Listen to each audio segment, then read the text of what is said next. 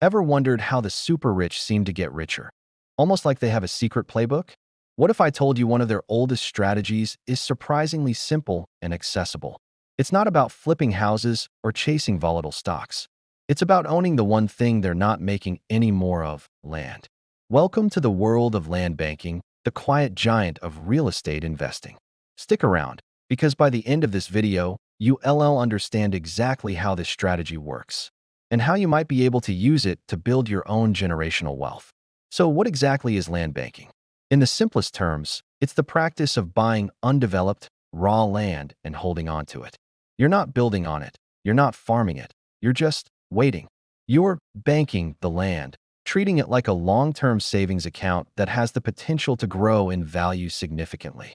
The core idea is to acquire land in areas that are on the verge of growth. Think about the outskirts of a growing city, or an area where a new highway, airport, or major corporation is planned to be built. You buy the land when it's cheap, before everyone else realizes its potential. Then, as development moves closer, demand for that land skyrockets, and so does its price. Let's break down why this strategy is so powerful. First, scarcity. As Mark Twain famously said, "Buy land, they're not making it anymore." The global population is growing, cities are expanding, and the need for space for homes, businesses, and infrastructure is relentless. This creates a natural, upward pressure on land values over time. Unlike a house that can deteriorate or stocks that can plummet to zero, land is a tangible, finite asset. It can't be destroyed or disappear. Second, it's a relatively hands-off investment. Compare this to being a landlord. With rental properties, you're dealing with tenants, toilets, and termites. It's an active job. With land banking, once you've done your research and made the purchase, your main job is to hold it and pay the property taxes, which are usually very low on undeveloped land. There are no midnight calls about a broken water heater. It's a true set-it-and-forget-it investment, perfect for people who want their money to work for them without adding another job to their lives. Third, the potential for massive returns. This is the exciting part. Let's imagine a scenario. You identify a small town 30 miles outside a major city. You hear whispers of a new tech campus being planned nearby.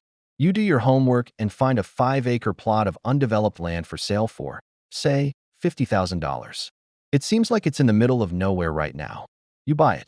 5 to 10 years pass. The tech campus is built.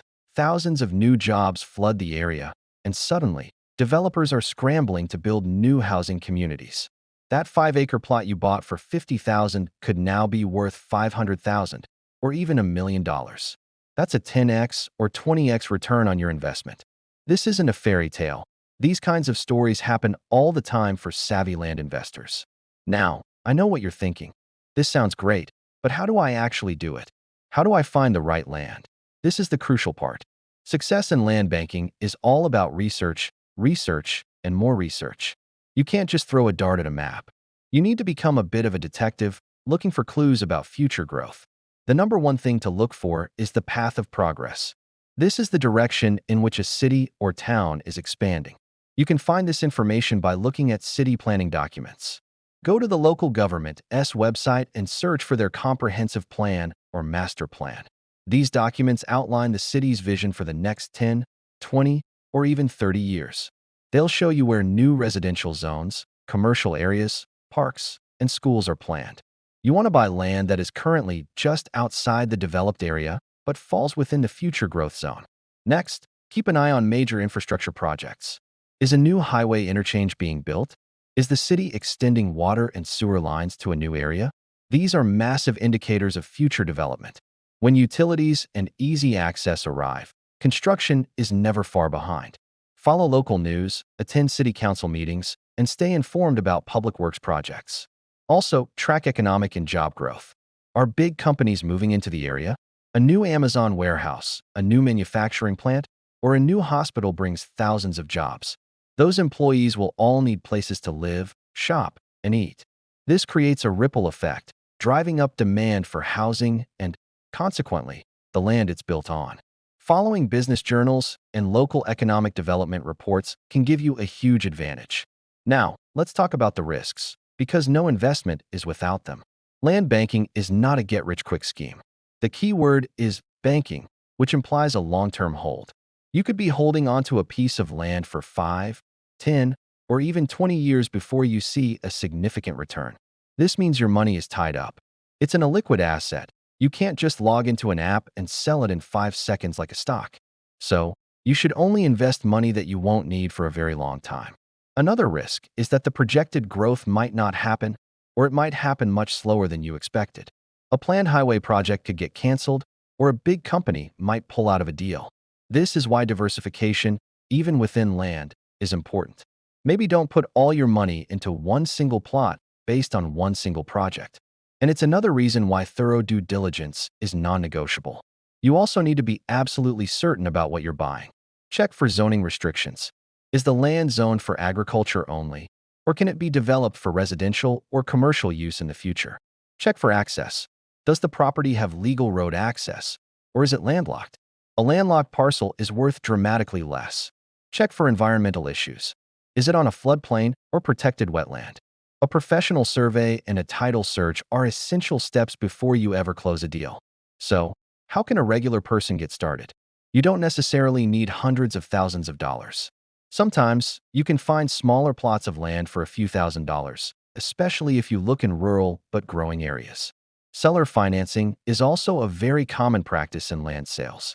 This is where the owner of the land acts like the bank. You give them a down payment, and then you make monthly payments directly to them over a period of years.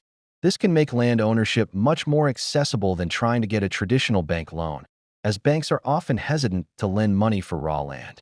There are also online platforms and websites dedicated to land sales where you can browse listings across the country. But again, never by sight unseen. Always do your research on the area and, if possible, visit the property yourself or hire someone local to check it out for you. To sum it all up, land banking is a powerful, time-tested strategy for building wealth. It's based on the simple, undeniable principle of supply and demand. By identifying the path of progress, buying undeveloped land in the right location, and having the patience to hold it, you position yourself to benefit from the inevitable growth of our towns and cities. It's a hands-off, tangible investment that can provide incredible returns over the long term. It's not flashy, but it's effective.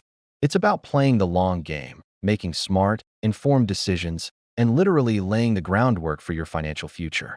Thank you so much for watching. I hope this gave you a clear and exciting look into the world of land banking.